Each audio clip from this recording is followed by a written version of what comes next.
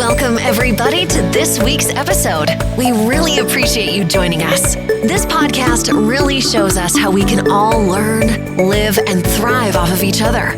By sharing our knowledge through our conversations, we will impart some knowledge whilst learning ourselves how to progress even further.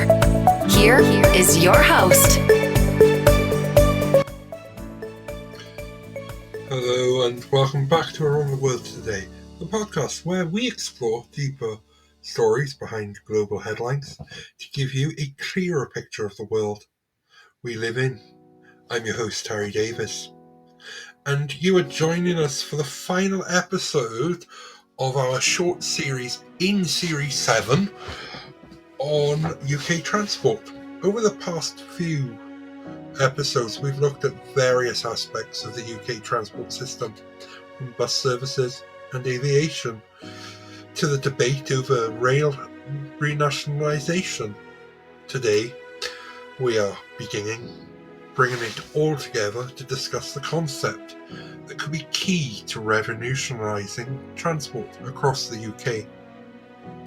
Integrated transport networks. So, what exactly is an integrated transport network? It's simple. It's a system where different models of transport, like buses, trains, trams, bikes, or even walking, all come together as one. And your journey is seamless. You leave your front door, you walk from your front door to your bus stop, you get on the bus. You get off the bus stop near the train station, you walk into the train station, you get on the train. Then, if you are flying somewhere, you get at the train station, you get off, you may get a bus, you may get off at the train station, you get on to a plane. This is integrated. It all works as one travel plan. And it all has connectivity. What's quite great, right? However, achieving it on a national scale, and this idea, has been a challenge of the current transport network. It's often fragmented, with different operators running different services in isolation from one another, because this can lead to disjointed journeys where passengers are left struggling to make connections, decipher timetables, or even understand the fare structure. For instance, a sample trip that involves taking a bus to the train station, followed by the train, then another bus, might require multiple tickets, apps, and fare payments, each with its own pricing structure. The lack of integration not only causes inconvenience, but also discourages people from using public transport in the first place.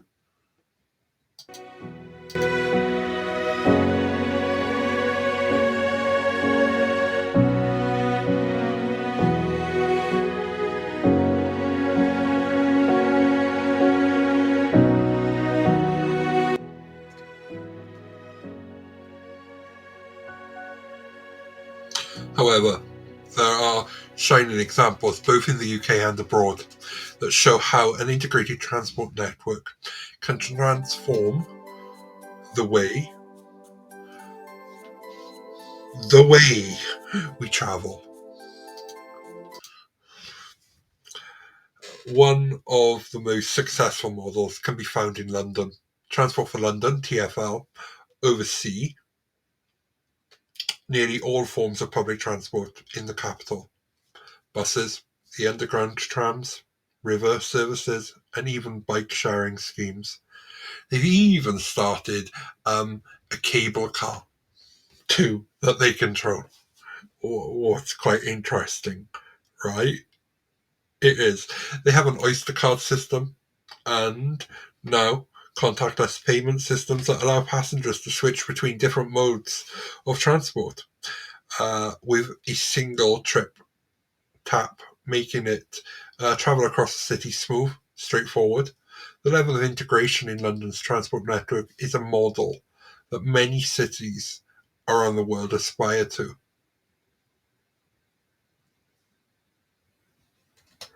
But what about the rest of the UK outside of London? Integrated transport networks are much less common, though there are some promising developments. Take Greater Manchester, we talked about them before, for example, which has been working on building an integrated transport system under the banner of Our Network, or We Network. This initiative aims to bring together buses, trams, and trains under a single cohesive system with a coordinated service and unified ticketing. The recent move to bring buses back under public control through franchising is a key part of this strategy, allowing for better connections across the network.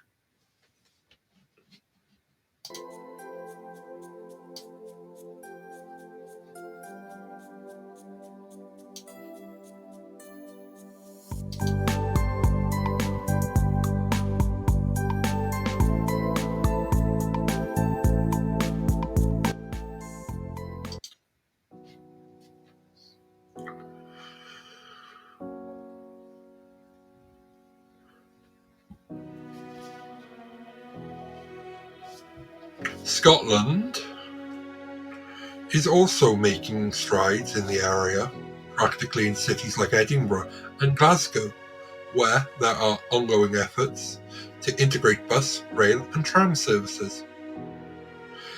In Edinburgh, for instance, the Lothian bus network and the tram system are well coordinated with easy transfers and shared ticketing systems that simplify the travel experience for the residents and visitors alike.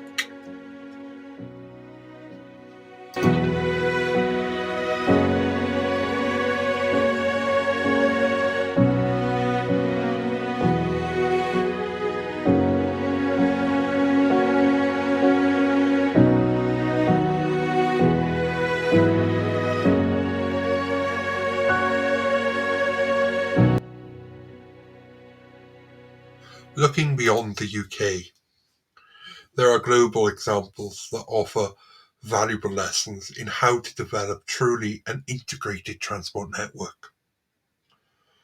One standout example is the Netherlands, where the public transport system is renowned for its efficiency and integration. Dutch cities are centered by a network of trains, buses, and trams, and bicycles, all coordinated by a national public transport system.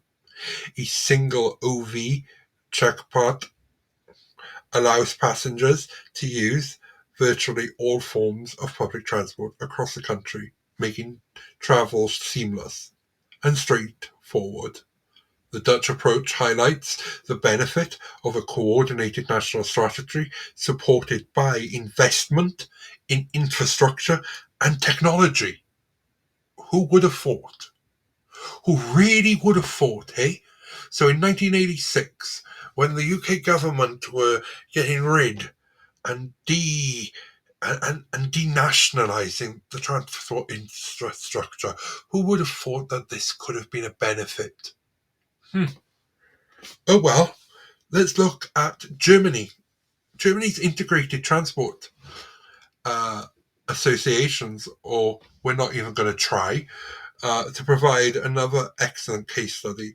These regional associations coordinate various transport services, buses, trams, and trains, and even ferries across large areas, often spanning multiple cities. The result is a highly efficient system where passengers can move easily across regions with unified timetables and tickets. The Germany's Integrated Transport Associations model shows how regional collaboration can achieve high levels of integration, even in areas of multiple transport operators.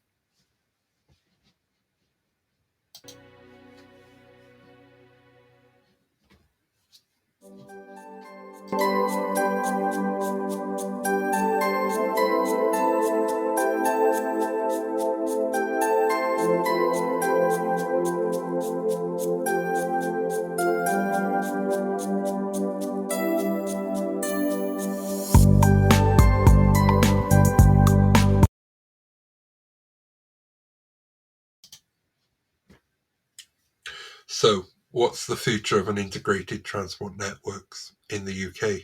I hear you ask.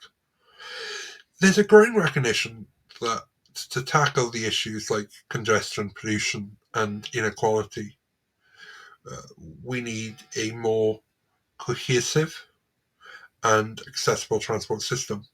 The shift towards greater integration would require coordinated planning at both the national and local levels, significant investment in infrastructure, and the political will to overcome barriers posed by a fragmented ownership and operation.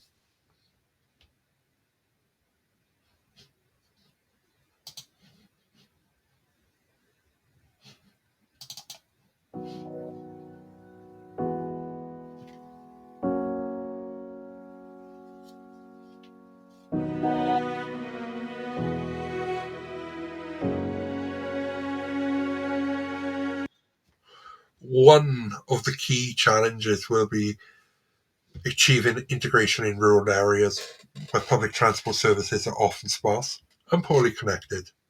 Rural integration might involve initiative solutions like demand responsive transport, better coordinated between buses and trains, and an investment in digital tools that make it easier for people to plan and pay for their journeys, such as apps. Digital technology will play a crucial role in the future of an integrated transport network. We already are seeing the rise of mobility as a service, MaaS platforms, which aim to bring together different transport services, public and private, into a single app or platform, which means with MaaS, passengers can plan, book, and pay for their entire journey in one place, regardless of how many transfers or transport modes are involved. As these platforms develop, they have a potential to revolutionize how we think about and use transport. Well, let's talk about from a disability point of view there, shall we? Because, like, a lot of buses in the UK do not give next stop announcements. In Wales, they do not. Very few services do. Wouldn't one way around it is because most blind people I know have an app on there, and they have phones. My best friend is blind, the person I set Real Tarry up with. He is very tech averse and uses apps and stuff. So wouldn't it be beneficial to put like next stop announcements? Because the bus apps do track. Do you know what I mean? They track. So you could log in and say, I'm on this bus. And like it can flag up when it comes, we are at. Do you know what I mean? Let me know when I get to this stop. When it gets there, it sends you like a beep on your phone saying, we are at this stop. Wouldn't, do you know what I mean? We are going to talk about disability in transport, don't worry. We will be talking about it later on. But it's one way that we could look at it, right? In conclusion, the future of an integrated transport networks in the UK looks promising, but will require a concerted effort from government. You can see this in Wales. They're trying to bring Transport for Wales in, and we've talked about them, and they're trying to bring this in to show us how. And like to take that, bring back that regulatory control that local authorities used to have before privatisation. But they're going to allow private companies to franchise for services to run them, so they won't run the buses every day themselves, but they'll control everything else. Uh, so you know, transport operators and local communities to make it a reality. The benefits of such an integration are clear: easy, more efficient travel, reduced congestion and pollution, and a more inclusive system that works for everyone, no matter where they live. As we move forward, we must continue uh, to look at successful models, both at home and abroad, learning from their success and adapting their approaches to our unique contexts.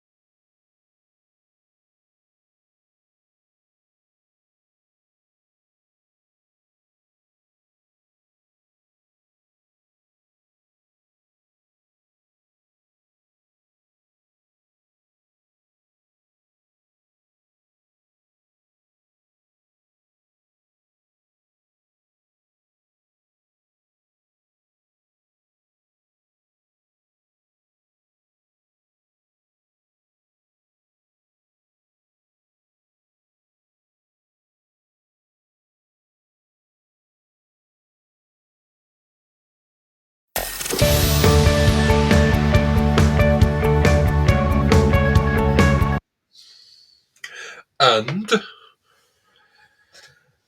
that wraps up our series on UK transport. It's been a fascinating journey exploring the different elements of transport systems, and I hope that you have found it as enlightening as I have.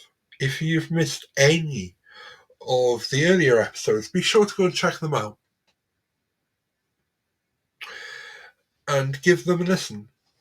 We've covered everything from bus networks to aviation to the ongoing debate over rail nationalisation. What is happening? As always, thank you for joining me on Around the World Today. Stay curious, keep exploring, and I look forward to our next adventure together. This week's episode has come to an end, but the fun doesn't have to stop here. If you have any questions, suggestions, or feedback, head over right now to Twitter and Facebook and like, share, and get involved. Join us next time. This is Terry Davis signing off. Take care and see you soon.